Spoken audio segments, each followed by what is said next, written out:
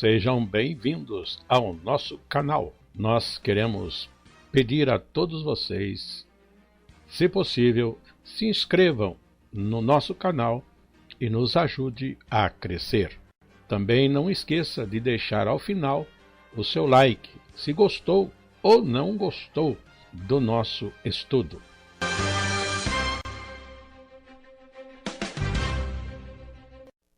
O programa a seguir é de inteira responsabilidade de seus idealizadores e apresentadores.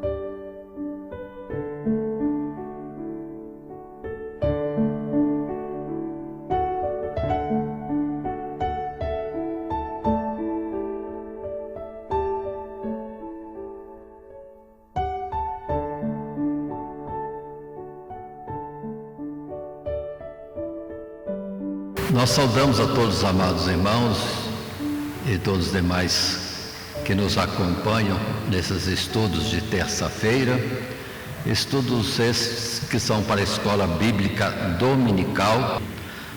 A lição deste trimestre é Ética Cristã. E o título da lição de número 5, a Ética Cristã da Vida. A leitura bíblica em classe está no capítulo 9 de Gênesis, do verso 1 até o verso 6. E abençoou Deus a Noé e a seus filhos, e disse-lhes: frutificai e multiplicai-vos, e enchei a terra, e será o vosso temor e o vosso pavor sobre todo animal da terra, e sobre toda a ave dos céus, tudo que se move sobre a terra, e todos os peixes do mar, na vossa mão são entregues. Tudo quanto se move que é vivente, será para vosso mantimento. Tudo vos tenho dado, como a erva verde. A carne, porém, com sua vida, isto é, com seu sangue, não comereis. E certamente requererei o vosso sangue, o sangue da vossa vida, da mão de todo animal o requererei, como também da mão do homem e da mão do irmão de cada um requererei a vida do homem. Quem derramar o sangue do homem, pelo homem o seu sangue será derramado, porque Deus fez ao homem, ou o homem, conforme a sua imagem. Nessa expressão deste texto, nessa nossa leitura bíblica em classe, é Deus falando categoricamente, de uma forma bem clara: a vida de todo ser vivente é dele. É dele. Pronto. E como uma coroa de toda essa existência e glória e poder de Deus, está o homem, com um cuidado muito especial, além do senhorio de Deus, é que Deus fez o homem à sua imagem e semelhança. Aqui ficou colocado que Deus entregava na mão dos homens todos os animais, mas tem um detalhe: ainda que viesse o homem a fazer uso dos animais como alimento, porque Deus entregou, entretanto o sangue não, era proibido comer sangue. Tanto assim que até no tempo dos meus avós, eu via o costume de aqueles que trabalhavam na roça, pelo menos na minha área, na área dos meus parentes lá, era que ao degolar o animal ou sacrificar o animal para dele usar como alimento, o sangue era lançado em terra, não usava. Em respeito a esta ordem de Deus, de milênios, coisa que agora até no meio evangélico está sendo esquecido e não valorizado, mas é ordem, respeito com a vida. Então esse título da nossa lição de hoje é nesse sentido, a ética cristã da vida, ou seja, entender o que é a vida e o que de fato significa, ou como Deus a coloca para nós vermos e entendermos pela sua realidade. Ele criou, a vida é dele, concedida a muitos animais e ao homem de forma especial. Portanto, observe isso. Depois vem a lei de Moisés e que vai ordenar outra vez: sangue representa a vida, não vos é dada, a vida não, porque continua sendo de Deus.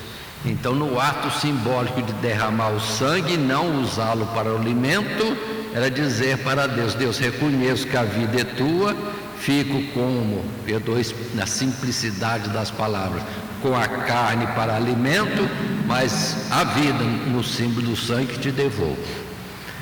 Era a ordem de Deus do passado, entrou depois na lei e, como disse, hoje está sendo esquecido esse mandamento. Muitos não levam a sério, mas pelo menos quando eu vim para o Evangelho, nesta cidade de Guaratinguetá, tinha conhecimento disso. Até os comerciantes falavam que tinha o frango, por exemplo, imolado, do qual o sangue foi retirado, e aqueles que não. Para os evangélicos era o pescoço cortado, e para outros era sufocado, o que a palavra proibia. Mas hoje nem o evangélico parece dar importância ou conhecer a isto. Mas sigamos na nossa lição. E o texto áureo está baseado em 1 Samuel capítulo 2, verso 6, e atentemos que uma palavra simples, mas cheia de sabedoria, conhecimento, precisão, verdade, proferida por uma mulher, Ana, que era estéril, pediu a Deus a bênção de gerar um filho, e Deus lhe concedeu, e ela fala estas palavras: o Senhor Deus é o que tira a vida e a dá, faz descer a sepultura e faz tornar a subir dela. Essa é a expressão, ou seja, a vida pertence a Deus.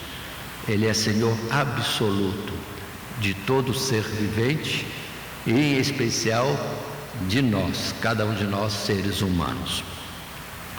Continuando a nossa lição de hoje, na lição A Ética Cristã da Vida, nós vamos estar seguindo o esboço já apresentado em tela. A vida é um dom de Deus. A santidade da vida, segundo o subtítulo. E, finalmente, o valor da vida humana. Dando sequência, consideremos que no nosso material de classe temos palavras para a introdução, e nosso material de projeção é um resumo daquilo que está em mãos dos professores, de todos que estão presentes, e é material para ser distribuído depois, mas aqui é um pequeno resumo. Então o texto para nós diz: na lição de hoje falaremos sobre a vida natural de que desfrutamos, esse dom concedido ao homem, assim como a todas as demais criaturas viventes. Como nossa abordagem será mais ética do que teológica, nosso tema se desdobrará em tópicos atualmente controversos, como suicídio, eutanásia, aborto, pena de morte.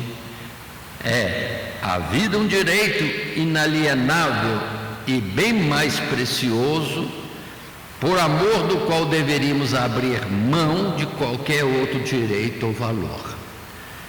Ou seja, é coisa de Deus dada a nós, não é nossa a vida, é de Deus, e precisamos entender isso. Agora, por favor, professores, consideram comigo, na preparação desse material, que nós vamos falar superficialmente, porque a matéria é muito longa. Aí os professores, tendo cuidado, vão selecionar direitinho os versos, apresentar em classe, e a exposição dessa lição, que pode ser, vamos dizer assim, muito extensa, à medida que vai nos vindo os versos ou as perguntas no meio da classe, porque é um tema muito importante e atual também. Consideremos isso. Mas vamos em frente um pouco mais. Vida. E o primeiro subtítulo é: a vida é um dom de Deus. E temos o texto de um primeiro parágrafo nesse primeiro subtítulo: Deus é a fonte de toda a vida. Paremos um pouco e consideremos. Que vale mais? Que vale mais? O sistema solar ou um homem? Que vale mais? O planeta Terra ou um homem que habita nele? Precisamos ter esse cuidado. Que vale mais?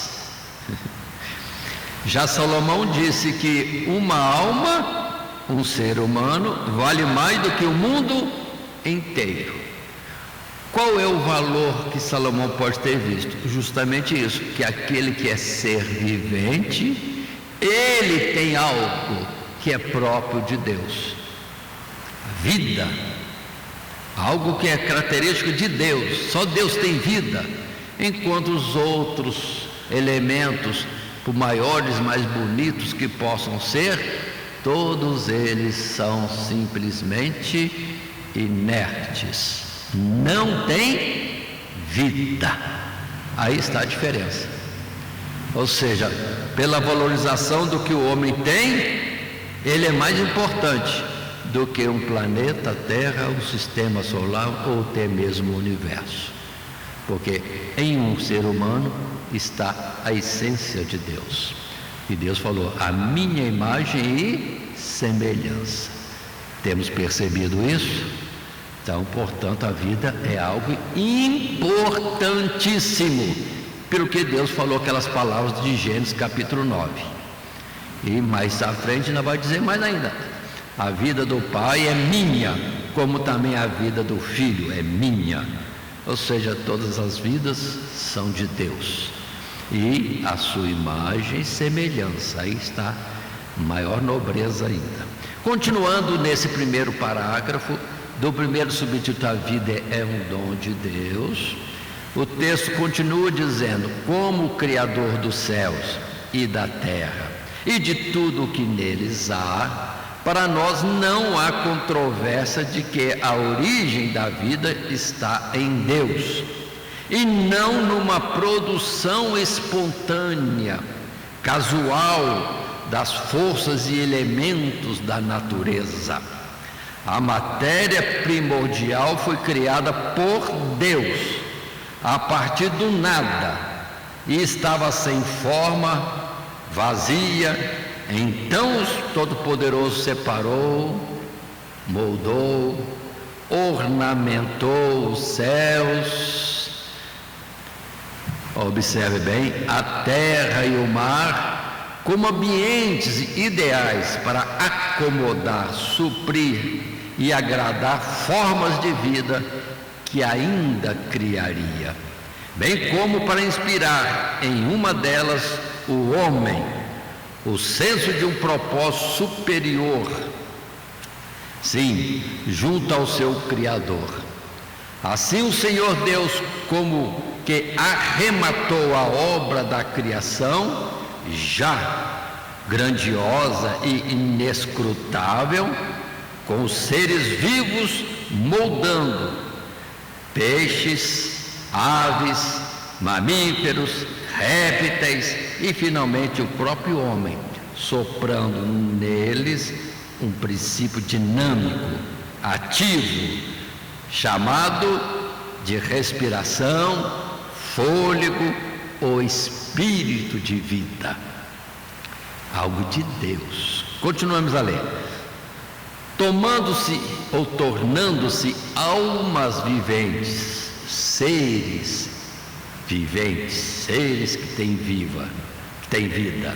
Tais seres desfrutam de uma existência superior à de qualquer outro elemento da criação, uma existência que é própria e característica daquele que não apenas existe, mas é ativo, e por isso é também chamado de o Deus vivo.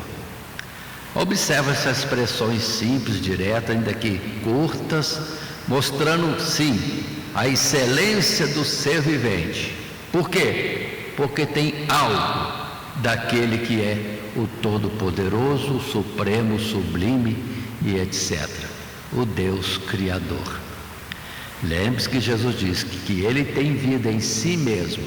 Assim como o Pai tem vida em si mesmo, Ele também tinha, como Filho unigênito gerado por Deus, vida em si mesmo. E Ele concede a vida a quem Ele quer. Observe isto, pois nós entendemos o que temos de valor diante de Deus.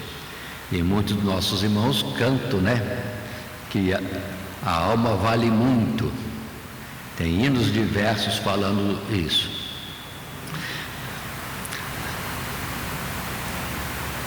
Mas vamos lá. Nós temos valor, e muito valor, por aquele que nos criou e como Ele criou. Precisamos observar isso. Alguém pode ficar muitas vezes perdido na indagação das coisas, mas Deus é inescrutável. Deus faz e a gente não entende muitas vezes o que Ele fez ou está fazendo. É muito além da nossa capacidade de entender. Vamos perceber isso. Mas há indícios para nós percebermos o que Ele está fazendo e a grandiosidade de tudo isso. Muito bem. Dentro desse primeiro parágrafo, Deus é a fonte de toda a vida. Temos muitos versículos, a Bíblia é cheia de informações, mas nesse particular, volta à tela, Deus é a fonte de toda a vida. Aí podemos ver, por exemplo, Isaías 45, o verso 18, sim, que diz Isaías que na verdade nem é Isaías o autor da palavra, mas é o próprio Deus falando por ele, como Davi disse, Deus falou pela minha boca. E aqui é Isaías, por cuja boca Deus falava aos homens. E o verso 18, simples, curto, diz: porque assim diz o Senhor que tem criado os céus, o Deus que formou a terra e a fez. Ele a estabeleceu, não a criou vazia, mas a formou para que fosse habitada. Eu sou o Senhor, ou Deus, e não há outro. Pronto. Ele criou. Há muitas conjecturas, muita ciência querendo provar algo de um jeito ou de outro, mas os homens, na verdade, são desobedientes e vaidosos, querem achar que descobriram alguma coisa e conhecem uma coisa diferente da simplicidade da revelação de Deus, ou que Deus revela de si mesmo. Por exemplo, é impossível, tecnicamente, cientificamente, de que vários elementos misturados vão formar um ser tão complexo e tão maravilhoso como o ser humano, ou ser vivo, que seja de um vírus. É impossível, porque a tendência normal de tudo que é material é decompor-se, é ir para elementos mais simples e não formar elementos mais complexos. O que está na entropia é da ciência física, da ciência da química. É impossível eu construir alguma coisa, eu tenho que trabalhar contra a natureza, para fazer algo. Observem isso. E o ser humano nunca cientificamente teria uma evolução. É o contrário, é sempre regressão. Sempre. Tudo que existe tende a ir para um nível de mais simplicidade ou de menos nobreza. Por exemplo, coloca o ferro junto à natureza, ele enferruja, decompõe-se, vira um pozinho alaranjado, amarelo, por si mesmo. É a tendência natural de tudo. Um alimento bonito que uma dona de casa preparou, sendo, vamos dizer assim, um bolo ou um biscoito ou qualquer outro ingrediente, com o tempo ele se decompõe, não é mais aquilo. Então entendamos isso, tudo vai para o que é menos complexo, o que na verdade é uma deteriorização da espécie. Agora, para eu obter o ferro, a barra de ferro, eu tenho que trabalhar contra a natureza. Aí mostra um ser inteligente que trabalhou contra a natureza nossa corrupta, degradante, formando um ser nobre com inteligência e capacidades e etc. Vamos entender. Então eu pego lá em Minas Gerais, vem lá os 3 carregados de ferrugem de ferro, e aí vai trabalhar o homem com a sua inteligência, colocando calor, colocando outros elementos para fazer parecer a barra de ferro. Mas você soltar de novo a barra de ferro, esquecer dela, volta a pó. Ou seja, é impossível o homem ser formado por uma evolução, por um processo natural. Houve uma inteligência determinando como se ajuntar, o que fazer para ficar as partes mais complexas de um ser vivo. Quem pode entender isso? Como é que uma formiga tem cérebro daquele tamanhozinho? Como é que o vírus trabalha e se adapta a uma situação e outra para fugir do homem humano, do ser humano que com a sua ciência quer acabar com ele, por exemplo, com um veneno, e ele se ajusta e aquele veneno não funciona mais para ele. Ele já está mais forte em si mesmo, só pela vida que ele possui. Mas vamos lá, Atos capítulo 17 é Paulo falando sobre a vida, e isso para os gregos que estavam perdidos com muita idolatria e nas suas filosofias. Pronto, e Paulo vai lá e fala para eles de uma forma simples sobre o que é a vida ou o Deus que gerou o homem. Verso 26 diz para nós: e de um só fez toda a geração dos homens para habitar sobre toda a face da terra, determinando os tempos já dantes ordenados e os limites da sua habitação, para que buscassem ao Senhor, se porventura tateando o pudessem achar, ainda que não está longe de cada um de nós, porque nele vivemos e nos movemos e existimos, como também alguns dos vossos poetas disseram, pois somos também sua geração. Lá em Atenas, na Grécia, havia muitos filósofos falando claramente que o ser humano era a geração de Deus. E Paulo considera esses pontos para falar de um Deus Criador Supremo que estabeleceu todas as coisas. Agora, indo para Gênesis capítulo 1, nós sabemos muito bem, nos versos 20 e 21, e seguindo nesses versos, a sequência da obra criadora do nosso Deus. Atentem bem para isto.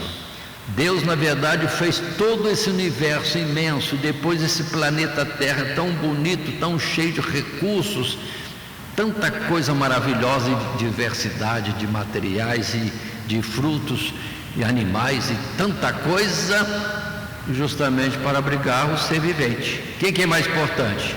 o preparativo da casa ou do quarto, ou a criança que vai ser recebida no quarto? Qual que é mais importante? A criança. Assim nós, Adão, Eva, eram as crianças que Deus ia colocar nesse berço esplêndido de todo esse universo e também desse quartinho chamado Jardim do Éden. Precisamos perceber essas coisas.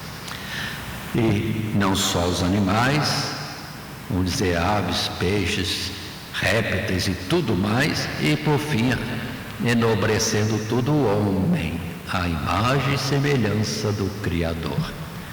Só para o homem é que coube esta afirmativa, imagem e semelhança de Deus. Muito bem, continuando, ainda no primeiro subtítulo, a vida é um dom de Deus, é de Deus, não é do homem, não é nosso. Se fosse nosso, a gente ia segurar conosco a vida, não ia largar de jeito nenhum, ainda que há loucos, que jogam a vida fora pelas drogas, por outros vícios e procedimentos que não fazem bem a si próprios, mas vamos entender com inteligência que o correto é preservarmos essa nossa vida. E assim, no segundo parágrafo, temos um segundo subtítulo: Deus é o mantenedor de toda a vida. Continuando, embora propagação, perpetuação, cessação da vida sobre a terra se dê por meios que, à luz do senso comum e da ciência, sejam aparentemente naturais, permanece a verdade de que Deus é o doador e mantenedor da vida em todas as suas formas. Como já estudado na lição anterior, bem sabemos que a concepção não é uma consequência absoluta ou absolutamente certa do relacionamento entre macho e fêmea, assim como obstáculos naturais à concepção não impediram que casais tivessem filhos. Ainda que, de modo mais sutil, os processos originais continuam se repetindo e a vida sobre a terra é continuamente renovada. Não somente isso, mas a realidade da morte nos faz lembrar que poderíamos sequer ter vindo à vida e que, não obstante os avanços tecnológicos científicos na área da saúde, o tempo da nossa vida neste mundo continua dependendo de variáveis tão numerosas e imprevisíveis que somente aquele que nos deu esse dom e que soberanamente determinou todas as coisas, inclusive as causas das mortes, tem a conta exata dos nossos dias. Ou seja, com tanta complexidade, como é que o homem continua vivendo? Já tem palavras de gente experiente, ainda mais na área da saúde, que o homem está vivo por um milagre. Qualquer coisinha que falha no sistema, em algum lugar desse corpo, já pode levá-lo à morte. Então, mas como é que ele vive? Milagre, porque não existe sorte na ciência, não existe explicação na ciência. Então, é a palavra que Deus tem na sua mão a vida de todos nós. Todos estão contados por Deus, ao ponto dele saber de nós quantos fios de cabelo nós temos. A gente não sabe, nem numa área pequena como um bigode eu não sei. Imagina então, ainda tem cabelo bastante, mas Deus sabe tudo. Então, mas como é que eu sei disso? Porque ele falou. E eu não creio? Creio. Porque em cada célulazinha que eu tenho está o fôlego de vida de Deus, algo da natureza de Deus, que é do controle absoluto de Deus. Ou Deus não sabe o que ele tem? nesse universo, ou entregue a cada um de nós. Ele sabe tudo. Ele vive em nós. E vive até através das nossas células. E aqui no cabelo, células que estão aí porque Deus foi estruturando e mandando existir. Portanto, vão perceber essas coisas todas. O subtítulo: Deus é o mantenedor de toda a vida, nesse segundo parágrafo. E os versos, tantos versos. Aí capítulo 18 de Gênesis, capítulo 30 de Gênesis, e em redor desses capítulos nós vemos que de fato Deus é o mantenedor da vida. Capítulo 18, Sara, ou antes Sarai, esposa de Abraão, já idosa, toda a vida estéril, e agora idosa sem o processo natural feminino está acontecendo na sua fisiologia. Deus determina, vai gerar filhos, um filho, tinha que ser um, como depois veio Isaac, Deus determinou, tem que ser 2, depois veio Jacó, Deus determinou, tem que ser 12 homens, pronto, ele que estabelece e dá condição para acontecer aquilo que ele quer, sim, no seu senhorio absoluto, que venhamos a existir. E tantas palavras bonitas. Estou falando do capítulo 18, Sara, capítulo 30 já envolve Leia, já envolve Raquel, a história complexa daquelas irmãs e a geração dos filhos, que tudo foi Deus, caracteristicamente Deus atuando.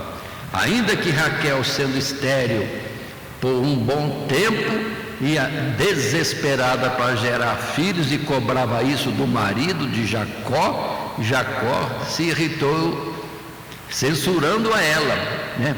Estou eu no lugar de Deus para te fechar a madre ou abrir a tua madre? Então Raquel falou em desespero, mas logo depois está escrito também que Deus lembrou-se de Raquel e fez vir para ela um filho, e Deus caprichou. Aí veio José, e depois José o Benjamim, e assim Deus vai compensando as coisas e honrando a todos, seres humanos, homens ou mulheres. Salmo 139 é um salmo muito bonito, importante, a gente está sempre considerando. Esse texto quero ler aqui, nessa exposição da matéria. Salmo 139, os versos 13 a 16. Começa assim essa leitura. É Davi testificando do que ele entendeu de Deus. Várias outras passagens importantes que não estou lendo, mas em casa, em particular os professores podem estar lendo ainda. Pois, diz o verso 13, possuíste o meu interior, entreteceste-me no ventre da minha mãe. Eu te louvarei, porque de um modo terrível e tão maravilhoso fui formado. Maravilhosas são as tuas obras, e a minha alma o sabe muito bem. Os meus ossos não te foram encobertos, quando no oculto fui formado, e entretecido ou formado, estruturado, como nas profundezas da terra. E os teus olhos viram o meu corpo, ainda informe, e no teu livro todas estas coisas foram escritas, as quais iam sendo dia a dia formadas, quando nem ainda uma delas havia. Deus formando no ventre da mãe o ser, homem ou mulher, que viria à luz. Mãe e pai não sabem nada, não interferem em nada, é Deus que estrutura o ser. Pai e mãe só fica sabendo como que é quando nasce. Ainda que estejamos avançados com a tecnologia de tirar fotos no útero, mas a realidade é quando Deus rompe a madre e mostra a obra que ele fez. Ele fez isso. Mas enquanto ele estava fazendo, lá no livro, Deus escrevia: tem cabelo assim, tem olhos assim, pele assim, e aí outras coisas que eu não sei. Mas de Ciro eu sei, porque Deus falou: ainda que não me conheces. Na verdade nem existia, talvez nem o pai dele existia. Deus falou: o seu nome será Ciro, será imperador do Império Medo-Persa, e vai fazer um decreto para libertar o meu povo.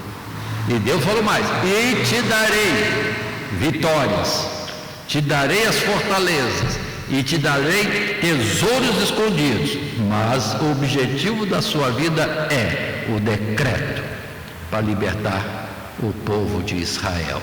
Então Deus escreve no livro o que ele vai fazer. 150 anos antes fala de Ciro através de Isaías, e depois passa tanto tempo, lá vem um Ciro que Daniel vai conhecer e que vai de fato, no seu primeiro ano de reinado, já mandar redigir a libertação do povo de Israel. Essa é a beleza, irmão. A criança está no ventre e ninguém sabe o que é, mas Deus já sabe, e já tem um plano, tem um projeto. É isso importante. E lá em Eclesiastes capítulo 2, verso 1 e 2, há um tempo para tudo. Tempo para tudo. Para juntar pedras e espalhar pedras e outras coisas, mas em particular, tempo para viver e tempo para morrer. Tudo no controle de Deus, e esta é a trajetória do homem. Vem a vida. Sim, vida que não é dele, dada por Deus, mas já destinada a ser recolhida essa vida, porque disse Deus: já está estabelecido, tu és pó e ao pó has de tornar. Pronto, está estabelecido. Continuando o terceiro parágrafo desse primeiro subtítulo, a vida é um dom de Deus, nós temos nesse parágrafo 3 um outro subtítulo: Deus é o dono de toda a vida. Ele fez o ser, o corpo, e fez também esse corpo ter vida, dando de si mesmo para aquele corpo. Deus é o dono. Assim como um carpinteiro pode dizer que é dono de uma cadeira, dono de um banco, o serralheiro é dono de um portão que fez, ou o ourives é dono de uma obra especial feita de ouro ou diamantes, pedras preciosas no seu labor, nas suas capacidades de sabedoria, como a dona de casa fala que o bolo desse tipo ou daquele outro tipo foi ela que fez, segundo a sua receita. Ela é dona de casa, e não seria dono aquele que fez o universo e sustenta tudo, e a nós também? Claro, ele é dono absoluto. Assim, o texto que está escrito e em tela é: apesar da discussão ética em torno do direito à vida, antes de tudo é necessário sublinhar um fato ainda mais importante: Deus é o dono de toda a vida, e como tal ele tem o direito não apenas de reclamá-la de volta quando quiser e como quiser, mas em vista do enorme potencial e do propósito superior que ele estabeleceu para a vida humana, ele pode exigir, sim, satisfação ou prestação de contas sobre o uso que fizemos dela. Assim, a vida é um dom maravilhoso que implica em uma grande responsabilidade pela qual todos deverão responder. Todos darão conta de si, o que fizeram com o corpo, através daquilo que Deus concedeu, a vida.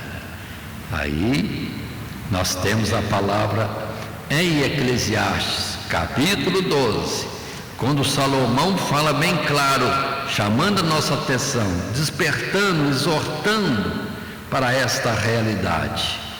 Quando diz no verso 1, e segue-se ainda: lembra-te do teu Criador nos dias da tua mocidade, antes que venham os maus dias e cheguem os anos dos quais venhas a dizer: não tenho neles contentamento. Antes que se escureça o sol e a lua, e a luz, e a lua e as estrelas, e torne a vir as nuvens depois da chuva. No dia em que tremerem os guardas da casa, e se curvarem os homens fortes, e cessarem os moedores, por já serem poucos, e se escurecerem os que olham pelas janelas, e as duas portas da rua se fecharem por causa do baixo ruído da moedura, e se levantar a voz das aves, e todas as vozes do canto se baixarem. Como também quando temerem o que está no alto, e houver espantos no caminho, e florescer a amendoeira e o gafanhoto for um peso, e perecer o apetite, porque o homem se vai à sua eterna casa, e os pranteadores andarão rodeando pela praça, antes que se quebre a cadeia de prata, e se despedace o copo de ouro, e se despedace o cântaro junto à fonte, e se despedace a roda junto ao poço. Verso 7: e o pó volte à terra como o era, e o espírito, ou fôlego, volte a Deus que o deu. Pronto, já está determinado. Foi Deus que estabeleceu que assim exista, que assim seja. É o subtítulo do parágrafo 3º: Deus é dono de toda a vida e concede pelo tempo que Ele quer conceder. E a vida natural é essa, é voltar ao pó. E a vida voltou para Deus, é dele, não é nosso. Não fica vagando por aqui não, já foi embora, ele já levou. E para isso tem muitas instruções na Sagrada Escritura, em especial aqui mesmo em Eclesiastes, quando ele fala sobre que o cão vivo vale mais do que o leão morto, porque o leão morto não faz mais nada, e o cão pelo menos pode latir ainda. Mas vamos entender, ou seja, o que tem vida, né, tem uma coisa nova. Aquele que já perdeu a vida não tem mais nada. A vida não é dele, é de Deus. Pronto. Ainda que projeto de Deus, aí vem a promessa de uma vida eterna. Mas dentro do seu senhorio sobre a vida, ele disse: como dois andarão juntos se não tiverem de acordo? Então, como é que ele vai levar alguém para a eternidade para morar com ele se não estiver de acordo com ele? Ele é o Senhor, tem que ter submissão, é direito, é de justiça. Ele é o dono, ele é o criador, ele que sustenta, ele é o tudo. Digno é ele do nosso serviço ou vida, conforme veremos ainda daqui a pouco, ser entregue totalmente à disposição dele, é dele. Mas observa que os homens ficam aí discutindo: não, a vida é minha, eu faço o que quero da minha vida. Não é sua nada, é de Deus. Por isso que está escrito também Salomão dizendo: quando a pessoa entra nesse caminho louco de achar que ele é dono de tudo, vai fazer o que quer, uma hora Deus simplesmente recolhe. Não está de acordo com ele, Deus não vai andar mais com este. Já cessa a vida aqui e não vai existir a vida na eternidade. Mas se aqui nós estivermos sintonizados com Deus, é que nem Enoque andou com Deus. Que profundidade deve ser essa expressão. E Deus o levou para si. Ou seja, Deus já foi levando embora Enoque para não ficar mais aqui. Agora, e nós? Aí vem a promessa em Cristo Jesus. Uma promessa de vida eterna, mas por aqui estamos concordes, submissos, de acordo. Sim, o Criador em nós, a sua criatura. E Cristo Jesus é que nos dá esse direito, é que opera em nós isto, para de fato estarmos com Ele na eternidade. Mas continuemos um pouco mais, agora entrando no outro subtítulo: a santidade da vida. Uma coisa especial, santa, separada, própria segundo a vontade de Deus. E no primeiro parágrafo, ainda esse tema, esse título: somente Deus pode tirar a vida. É dele, só Ele pode tirar. Aí já tem para nós, observe antes de lermos o texto, que está em outros versículos, textos bíblicos também apontados, a vida de Deus, só Ele pode tirar. Então, outras situações, como falamos no início, eutanásia, suicídio, homicídio, aborto e quanta coisa, não é direito de ninguém. Deus é o Senhor da vida. Então, quem ousa entrar nessa área está entrando numa área que não lhe pertence e que é proibida. Deus avisou desde Gênesis: a vida é minha, tanto do homem como do animal, qualquer que seja esse animal. Pronto. E aí, somente Deus pode tirá-la. É dele. Assim, o texto agora, leiamos: como doador, mantenedor e Senhor absoluto da vida, somente Deus tem o direito de reclamá-la de volta, seja de um ser humano ou animal, da forma como ele soberanamente quiser. Nenhuma criatura foi criada para tirar a vida de outra, mas por conta da corrupção, do pecado e da violência, o Senhor concedeu a vida dos animais ao homem, para fins de alimentação e domínio sobre a terra. Mas, ao mesmo tempo, estabeleceu a lei do sangue, pela qual o homem deve reconhecer simbolicamente essa concessão ao matar um animal para se alimentar.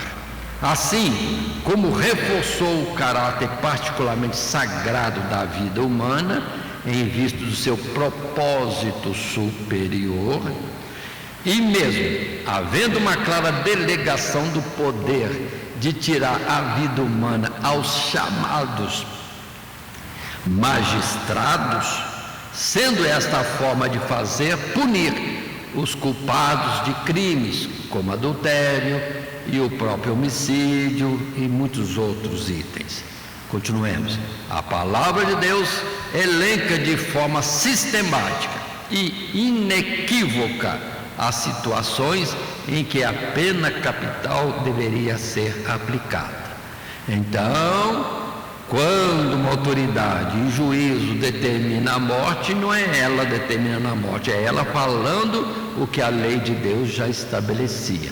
Aí nós temos que ler a palavra, em especial no Pentateuco, que traz rigidamente, bem explicado, muitas situações em que é réu de morte ou não. Ou é simplesmente uma indenização, é um castigo, que é, mas é Deus quem estabelece isto.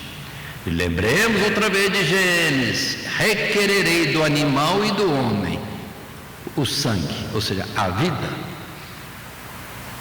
na qual alguém teve ousadia de fazer cessar. Então, é por concessão fazemos, mas devemos declarar isso naquele ato de renúncia do sangue, simbolizando a vida do ser vivente que nós sacrificamos. Considere tudo isso. Agora, vamos em frente mais um pouco. E eu observo que temos, professores, muitos textos bíblicos, é uma quantidade enorme, que podem estar apoiando, sim, servindo para nós de argumentação, explicação, orientação dentro das Sagradas Escrituras. E nós temos escolhido uns poucos. Assim, Gênesis capítulo 9, verso 1 a 6, é o texto inicial que já fizemos dele leitura na leitura bíblica de classe. Lá no princípio, Deus declarando: dele é tudo que tem vida, como todas as outras coisas que não têm vida. E quanto àqueles que têm vida, é dele. Ele entregava o homem. Mesmo assim, o homem restrito no sangue, representando isso, o reconhecimento de Deus sobre a vida do animal e do próprio homem. Êxodo capítulo 20, verso 13, a expressão que nós conhecemos, fácil, direta, não matarás. É algo de Deus, só Ele pode tirar. Não matarás. Depois, Êxodo capítulo 21, versos 14 a 17, só como modelo. Vamos estar vendo esses textos próximos agora. Êxodo 21, como é o nosso caso, para vermos o que Deus fala sobre o direito dele requerer a vida ou dar às autoridades esta, vamos dizer assim, delegação de decidir pela morte, não, mas decidir pelo que está escrito. Verso 14: mas se alguém se ensoberbecer contra o seu próximo, matando-o com engano, tirá-lo-ás do meu altar, para que morra. O que ferir a seu pai ou a sua mãe, certamente morrerá. E quem furtar algum homem e o vender, ou for achado na sua mão, certamente morrerá. Verso 17: e quem amaldiçoar seu pai ou a sua mãe, certamente morrerá.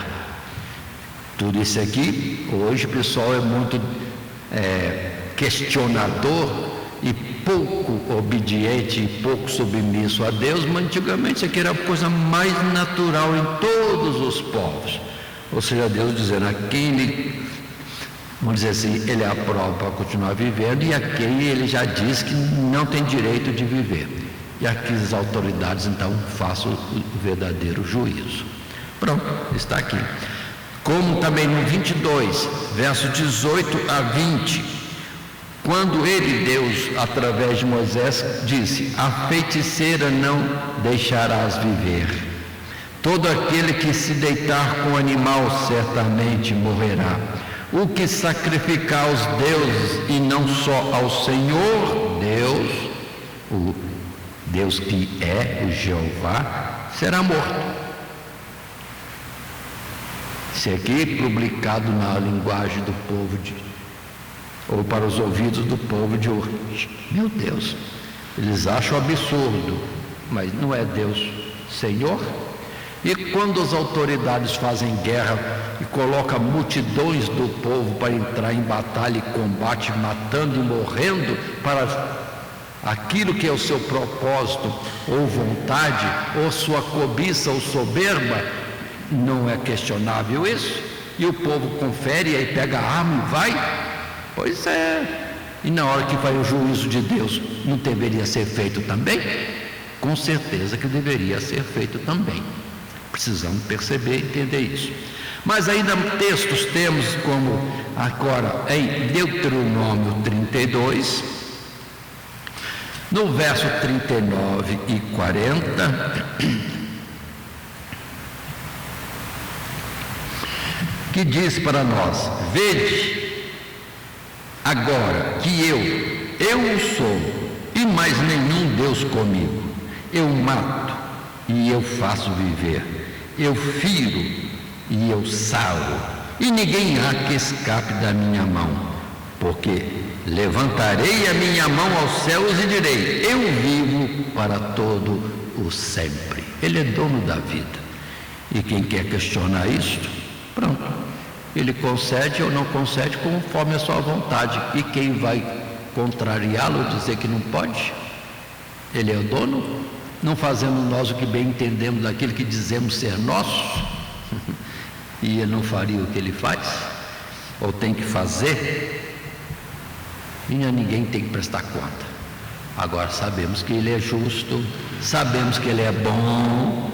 Então, quando ele atua de uma forma que possa ser contrário ao juízo ou à justiça fraca dos homens, é porque é necessário, é porque ele tem direito e é por alguma razão. Nós que às vezes não entendemos. Ezequiel 18, verso 4: a alma que pecar, essa morrerá. Vou mudar os termos daquilo que Deus falou por Ezequiel. Aquele que contrariar a vontade de Deus não existir, pronto, Deus simplesmente recolhe a vida dele. Não é direito de Deus? É. Usando o corpo para fazer coisas erradas, Deus não pode uma hora qualquer dizer chega. Está usando o corpo para fazer coisas erradas.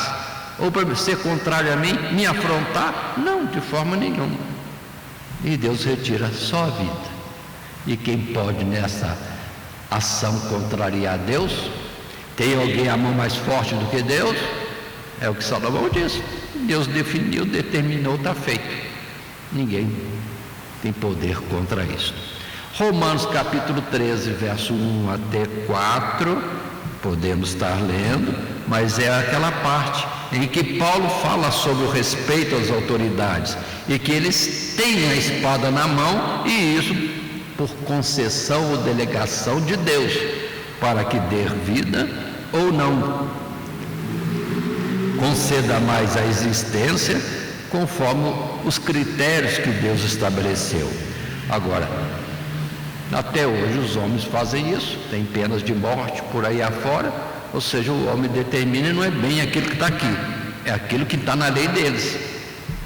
E fazem, e quem questiona, agora quanto mais quando Deus também quiser fazer algum tipo de juízo sobre a face da terra. Romanos, sim, no capítulo 13. Verso 1, 2, 3 e 4. Toda alma esteja sujeita às autoridades superiores, porque não há autoridade que não venha de Deus, e as autoridades que há foram ordenadas por Deus. Por isso, quem resiste à autoridade, resiste à ordenação de Deus, e os que resistem trarão sobre si mesmos a condenação, porque os magistrados não são terror para as boas obras, mas para as más. Queres tu, pois, não temer a autoridade? Faze o bem e terás louvor dela, porque ela é ministro de Deus para teu bem. Mas se fizeres o mal, teme, pois não traz debalde a espada, porque é ministro de Deus e vingador para castigar o que faz o mal. E nisso vemos que as autoridades têm sim uma concessão, delegação da parte de Deus em si, é um poder enorme de executar o juízo de Deus. Agora, se fizer errado, a prestação de contas será para Deus, mas deve fazer o juízo correto. A quem vida, vida, a quem castigo, castigo, a quem imposto, imposto. Acabou. E isso vem da parte de Deus.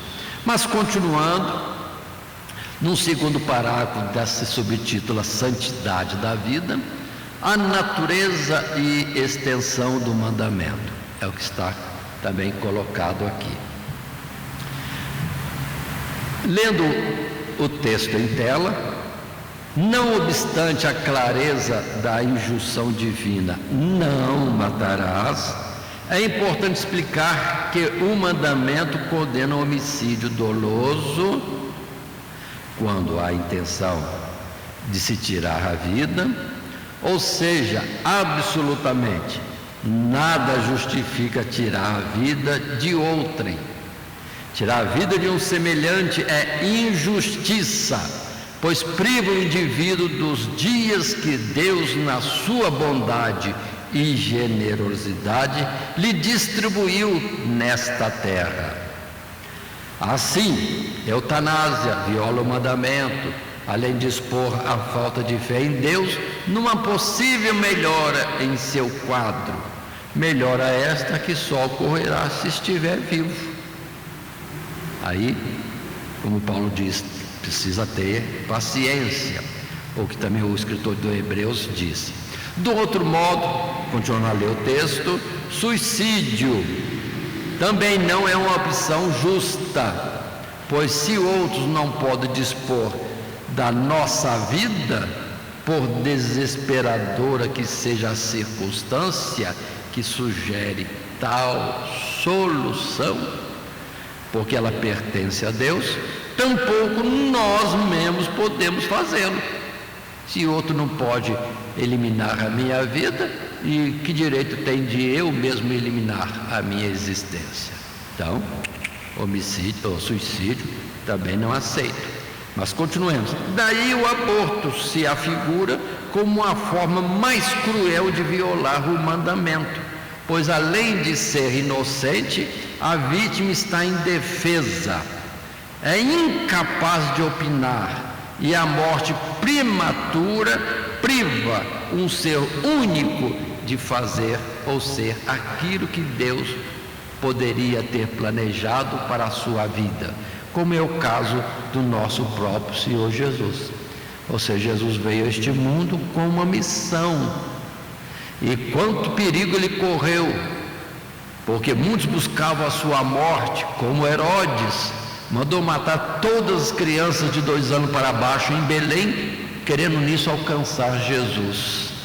Mas observe, ele matou uma multidão de seres viventes que tinham um projeto da parte de Deus para executar neste mundo, e ele simplesmente eliminou o projeto de Deus. Não dará conta disso depois? Certamente. O juízo se estabelecerá e vai ser lido lá nos autos, quantos ele matou querendo matar Jesus. E observe, a questão é aborto que nós estamos falando agora. Observem, nós temos entendimento. Às vezes a criança nem nasceu, mas já tem um projeto de Deus, como eu falei de Ciro, falo agora de Jeremias, que antes de estar no ventre da mãe, Deus já tinha um propósito nesta existência. Paulo, que também confessa dizendo que foi chamado por Deus para ser apóstolo dos gentios antes do ventre, ou estar no ventre de sua mãe. João Batista também, Sansão também, e tantos outros também. Ou, em particular, para a gente entender mais claro, o próprio Jesus, ele pequeno, com apenas uns poucos dias depois que Gabriel disse que o Espírito de Deus desceria sobre ela e ela conceberia do Altíssimo. Observe isto, ela vai visitar Isabel, que estava de 6 meses grávida, e João Batista, de 6 meses no ventre da mamãe dele, Isabel, pulou de alegria, e a mãe Isabel foi cheia do Espírito Santo e clamou: de onde me vem essa honra de me visitar a mãe do meu Senhor? Pronto. O que Maria tinha no ventre? O Senhor, do qual João Batista, ainda com 6 meses, percebeu pela comunhão do Espírito, e Isabel percebeu que em Maria tinha alguém muito importante. Ou seja, ali, pequenininho ainda, tamanho de embrião, que nome queriam dar, estava o Salvador do mundo. Ela falou, Isabel. E ainda que depois Jesus já tinha nascido, com cerca de 40 dias, sim, Simeão pegou e falou: aqui está a salvação do mundo e a glória de Israel. 40 dias, bebezinho? Porque o projeto de Deus já estava escrito. Então, o eliminar uma vida dessa, já mostrada ao mundo, ou ainda no ventre, está cortando um projeto de Deus. E conforme nós já dissemos, a vida é de Deus, não se pode tirar de ninguém. Quem já veio à vida, ou quem ainda está no ventre. O pessoal não sabe com o que está lidando. E por egoísmo próprio, ou para esconder o pecado, aí fazem um aborto. Mas diante de Deus isso vai ser colocado tudo claro. É o que precisamos entender. E fugir disso e aconselhar os outros: não entre nesse caminho. A vida é de Deus e Ele não deu autorização de ninguém tirar. Vai prestar conta naquele grande dia. E aí vem Gênesis capítulo 4, verso 10, 11, Deus falando que o sangue daquele que é morto está como que clamando a Ele, ou seja, a vida daquele que morreu como que se pudesse, estaria reclamando de Deus. E eu fui cortado da existência e nem tive tempo de cumprir a missão que me estava dada. Vamos prestar conta. Como Caim matou Abel, e Deus falou: o sangue de Abel, a vida dele está requerendo alguma explicação. E vamos para Apocalipse, vai repetir a mesma coisa. Muitos debaixo do altar de Deus, existências em grande quantidade, que vão dizer assim: Senhor, até quando não vingarás o nosso sangue? Eclesiastes 9, capítulo 9, Eclesiastes 9, verso 4 e 5, palavra que já dissemos, melhor que o vivo do que o leão morto. Ou seja, quem tem vida está numa situação superior do que alguém que possa dele se dizer alguma coisa, mas não está vivo, não faz mais nada, não tem parte alguma no que sucede debaixo deste sol. Mateus capítulo 2 é a passagem que fala justamente de Jesus, sobre o qual Herodes intentava eliminar desta existência, porque os magos vindo do Oriente disseram que era nascido o rei dos judeus. Verso 16: então Herodes, vendo que tinha sido iludido pelos magos, irritou-se muito e mandou matar todos os meninos que havia em Belém e em todos os seus contornos, de 2 anos para baixo, segundo o tempo que diligentemente inquirira dos magos. Que injustiça! Mas aqui é um texto muito bonito, porque lá nos profetas está escrito que aconteceria isso. Deus previu que aconteceria isso. Muitos inocentes mortos na tentativa de Herodes matar Jesus. Mas a palavra lá é palavra de esperança, é palavra de retornar à vida. E disse Deus pelo profeta: certamente eles voltarão da terra, ou voltarão à existência para este tempo de vida que Deus concede. Ou seja, no juízo ou na vinda de Jesus, vai ver a ressurreição dos mortos, e todas aquelas crianças mortas por causa de Jesus, sem terem conhecimento, porque estavam morrendo nem nada, mas é por causa de Jesus, vão ter a vida de volta. Aí terão desfrutar da eternidade. E o Herodes? Onde estará? Então, cada um dará conta de si. E nada disso ficará sem a devida operação de justiça da parte de Deus. E operação como essa, de promessa de vida, virão da terra estranha? Virão sim, porque Deus os chamará para a existência. Em Lucas capítulo 1, verso 42 e 43, a expressão que Isabel disse: exclamou com grande voz e disse: bendita és tu entre as mulheres, e bendito o fruto do teu ventre. E de onde me provém isso a mim, que venha visitar-me a mãe do meu Senhor? Talvez a ciência hoje mesmo ficasse olhando assim, ainda é muito cedo, não dá nem para ter sinal para ultrassom. Jesus no ventre de Maria, mas já era o meu Senhor. Era o Senhor dos céus e da terra, aquele que receberia todo o poder. Todo o poder. Quando fala todo, é todo, não se exclui nada. Mas nem tem tamanho ainda.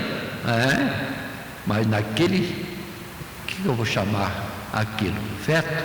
Não. É embrião? Talvez. Ou menos que isso, um óvulo fecundado, estava à vontade de Deus naquela existência, ser Senhor dos céus e da terra. Então é uma coisa muito grande, irmãos, a questão da existência, da vida que Deus concede. Mas continuando na nossa lição, número 5, a ética cristã da vida. A vida é algo só de Deus, e temos por concessão, como também não só os homens, mas os animais. Vamos agora para o terceiro subtítulo: valor da vida humana. Deus é mais importante que a nossa vida. É mais importante o Criador do que a criatura. Precisamos entender isso. Temos que ter a sequência e o valor exato das coisas. É maior o pai do que o filho, vamos dizer assim, nessa colocação, porque o pai gera o filho e o filho dependeu do pai. Ou a mulher também depende do marido, maior é o marido, vem à frente em posição, como que uma hierarquia concedida por Deus. Não há injustiça, não há. É Deus estabelecendo, se cada um trabalhar direitinho, a perfeição, porque são peças funcionando segundo o projeto de Deus.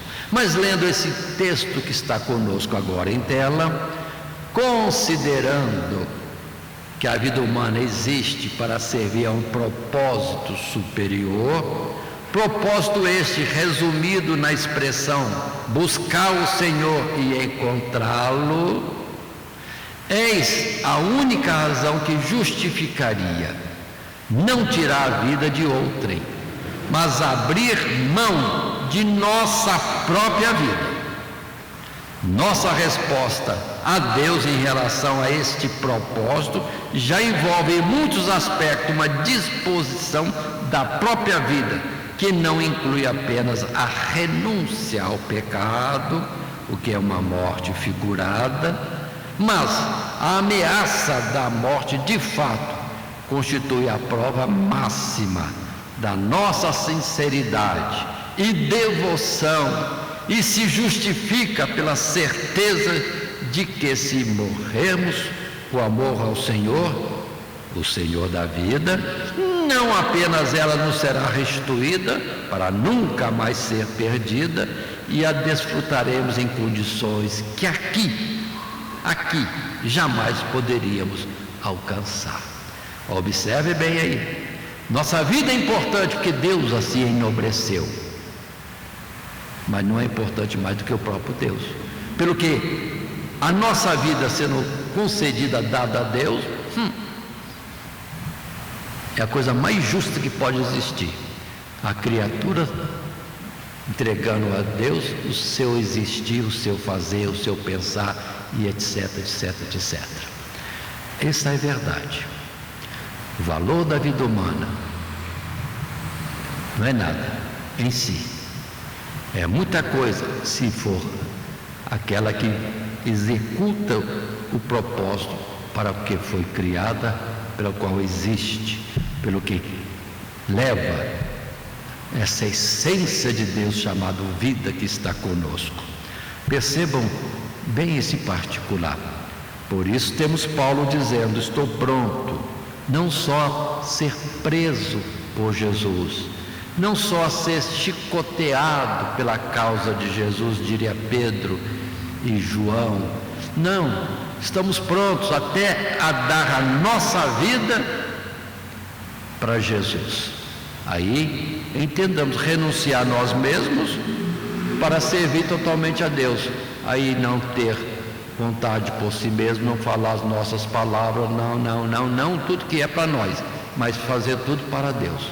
Aí a palavra que temos também para procurarmos fazer, saber qual a boa, perfeita e agradável vontade de Deus. Isso aí será como sacrificar a nossa vida numa adoração racional àquele que é dono do nosso ser. Então observe, é renunciar a tudo que precisar para servir a Deus. Então, se a gente está respirando, é para Ele. A gente vai fazer um lanchinho daqui a pouco, é para Ele. A gente vai descansar, é para Ele. A gente vai viver, é para Ele. É para Ele. Aí sim, a vida, nós como ser criados, sim, devemos servir ao Criador de forma absoluta.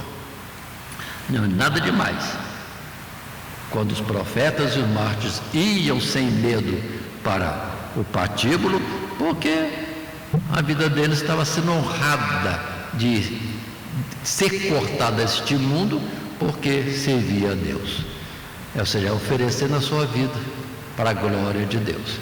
E a morte dos mártires, diziam, era como o plantar de novo. Seu sangue era como semente, e as conversões vinham em multidão, e o Império Romano, com toda a sua barbárie de matar cristão, não conseguia diminuir o número dos que estavam vindo para a salvação.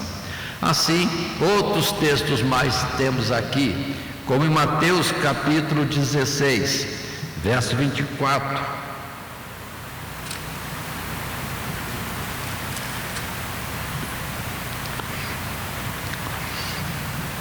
Até o verso 26, é Jesus falando. Então disse Jesus aos seus discípulos: se alguém quiser vir após mim, renuncie-se a si mesmo, tome sobre si a sua cruz e siga-me. Porque aquele que quiser salvar a sua vida, perdê-la-á. E quem perder a sua vida por amor de mim, achá-la-á. Olha que palavra tão clara é essa. E o verso 26, pois que aproveita o homem ganhar o mundo inteiro, se perder a sua alma, ou que dará o homem em resgate da sua alma? Se esgota os recursos antes de atingir o valor de uma alma, que é mais do que o mundo inteiro. Eu posso dar 2 mundos desses para Deus. Se der 2 mundos é de Deus, os 2 mundos, como também o sistema solar, como o universo, como tudo, é de Deus. Então o que daríamos ao Senhor? Não temos nada é nosso, tudo é dele. João capítulo 5, também a expressão que temos desta verdade colocada, declarada constantemente nas Escrituras. O viver é Cristo, dizia Paulo, o morrer é lucro. Porque o cessar essa vida, uma vida que serviu a Cristo, já está a caminho de, sim, receber a recompensa celestial. Mas capítulo 5, verso 28 e 29, que lemos lá, 28. Não vos maravilheis disto, porque vem a hora em que todos que estão no sepulcro virão a sua voz, e os que fizeram o bem sairão para a ressurreição da vida, e os que fizeram o mal para a ressurreição da condenação. Bom é servir a Deus. A que ponto? Até se dermos a nossa própria vida. Mas na verdade Deus não quer que a gente seja sacrificado, morto, ou que nos matemos para Ele. Não, Ele quer que nós vivamos servindo a Ele. Neguemos a nós mesmos, ou como Paulo diz, morrer para si mesmo e só viver para Deus. Essa é uma verdade, é a verdadeira adoração a Deus, entrega da nossa existência. Hebreus 5, capítulo 11, verso 32 a 38, um texto lindo também, que testifica de quantos heróis da fé existiram, e todos eles não tiveram receio na morte. Queriam sim estar sempre fazendo a vontade de Deus, nem que fosse o que custaria a sua vida, ou viessem à morte. Assim, verso 32 em diante, até o 38, lemos desta forma: disse o escritor: e que mais direi? Faltar-me-ia o tempo contando de Gideão e de Baraque, e de Sansão e de Jefité, e de Davi, de Samuel e dos profetas, os quais pela fé venceram reinos, praticaram a justiça, alcançaram promessas, fecharam a boca dos leões, apagaram a força do fogo, escaparam do fio da espada, da fraqueza tiraram forças, na batalha se esforçaram, puseram em fugida os exércitos dos estranhos. As mulheres receberam pela ressurreição os seus mortos. Uns foram torturados, não aceitando o seu livramento para alcançarem uma melhor ressurreição. 36. E outros experimentaram escárnios e açoites e até cadeias e prisões, foram apedrejados, cerrados, tentados, mortos ao fio da espada, andaram vestidos de peles de ovelhas e de cabras, desamparados, aflitos e maltratados. Homens verso 38. Homens dos quais o mundo não era digno, errantes pelos desertos e montes e pelas covas e cavernas da terra, mas servindo a Deus, mantendo a fidelidade a Deus, não negando a Deus. Aí, todos esses alcançaram o testemunho de que agradaram a Deus, participarão da ressurreição para a eternidade. E finalmente o texto em Apocalipse, e como eu disse, são muitos os textos que podemos estar usando, e temos usado uns poucos nessa sequência. Apocalipse 2, verso 10 e 11, lendo: nada temas das coisas que hás de padecer.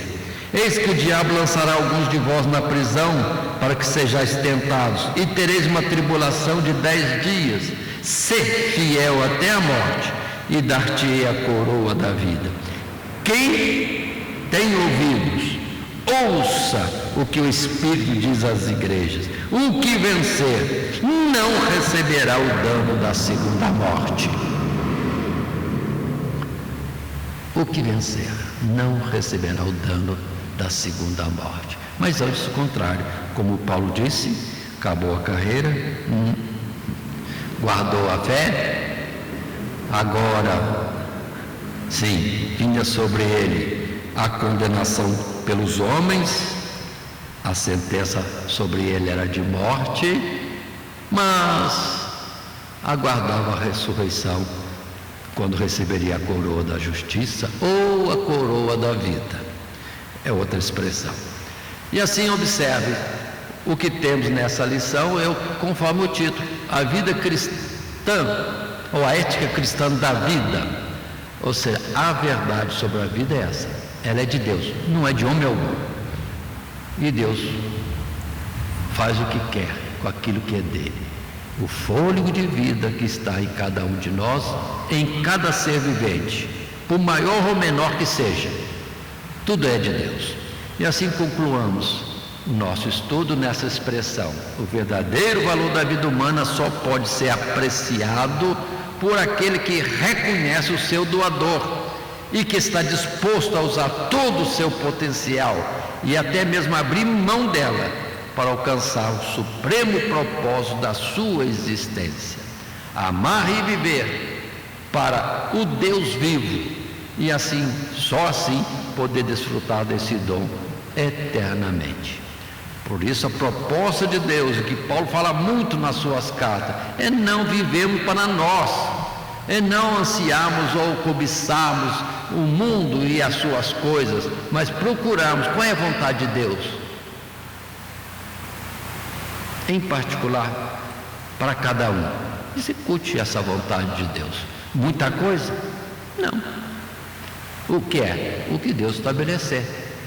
E observe que, se é para dar um copo ao profeta, já terá galardão de vida eterna, porque deu água para o profeta segundo o propósito de Deus. Só isso. Porque o dono de tudo é Deus, ele quer dar e pronto. E Paulo, que trabalhou muito, Paulo vai ganhar então 2 eternidades. Não.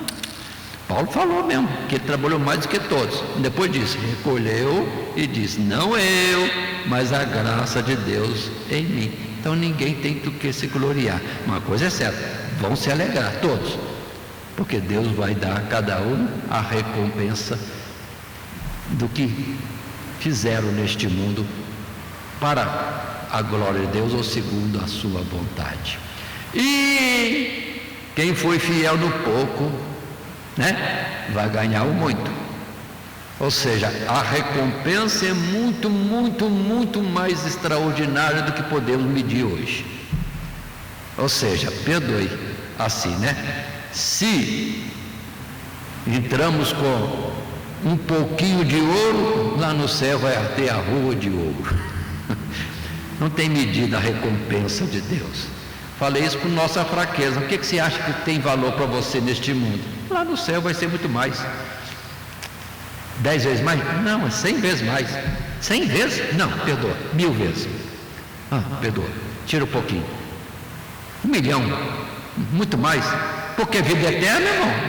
Então você vai desfrutar, é eternamente, não tem como medir isso, é em tudo que você imaginar. Portanto, nós estamos terminando a nossa lição número 5, a ética cristã da vida. A vida é de Deus, não é de mais ninguém, e Ele faz questão dela. Nos subtítulos, a vida é o dom de Deus, a santidade da vida, ela tem um propósito de Deus e não do homem. O valor da vida humana, que em si não é nada, mas Deus a valoriza porque tem um projeto para ela, e é a nossa glória e honra podermos participar desse projeto de Deus. Nosso texto áureo, palavra simples de uma mulher: o Senhor é o que tira a vida e a dá, faz descer a sepultura e faz tornar a subir dela. Está na mão de Deus, e Ele é benigno e quer nos abençoar. 1 Samuel capítulo 2, verso 6. E assim encerramos a nossa lição de hoje. Que Deus abençoe a todos em Cristo Jesus. Amém. Primeiramente, quero agradecer a todos que sintonizam o nosso canal. Canal voltado principalmente à transmissão, à divulgação da Palavra de Deus. E ao encerrar o estudo desta noite, eu quero pedir a todos vocês, os que ainda não são inscritos em nosso canal, se inscrevam. Se inscrevam. Logo aí embaixo está aí a palavra inscreva-se. Clica nela. Somente isso. Se o estudo desta noite foi do teu agrado, você gostou, você concordou, clica aí no gostei. Gostei. Se você não gostou, é um direito seu. É um direito seu não gostar. Mas você pode manifestar isto. Para nós será importante isso. Saber que alguém não gostou. Clique no não gostei. Fácil. Não vai identificar você, nada. Simplesmente você vai expressar a sua opinião. Gostei, dedão para cima. Não gostei, dedão para baixo. E também pode, se você acha interessante compartilhar com seus amigos, compartilhe o nosso trabalho. Compartilhe. Aí embaixo, compartilhe. Você pode compartilhar no YouTube, pode compartilhar no Instagram, pode compartilhar no Facebook, pode compartilhar no Messenger, no WhatsApp. Vai simplesmente nos ajudar a crescer. Porque o nosso objetivo não é financeiro. Não é financeiro. Pode ver que os nossos trabalhos são todos sem fins lucrativos. Coopere conosco. Nos ajude. Temos também os nossos blogs, a nossa emissora na web, Rádio Net Grata Nova. Tudo isso você encontra aí embaixo na descrição do nosso vídeo, do nosso estudo. Dá uma olhada, todos os endereços estão aí, junto à descrição dos nossos estudos. E eu agradeço, primeiramente a Deus, por tudo que Deus tem feito nesses anos que nós estamos trabalhando na internet. E a você, que toda semana entra no nosso canal. Deus te abençoe. Todo dia, toda hora, muito mais prazer em ouvir. Rádio Net Grata Nova. Web Rádio, a qualidade que faz a diferença, cada vez mais necessária. Rede Grata Nova de Evangelização. Acesse nosso site www.horadadecisão.com.br. Hora da Decisão, tudo junto, sem acento.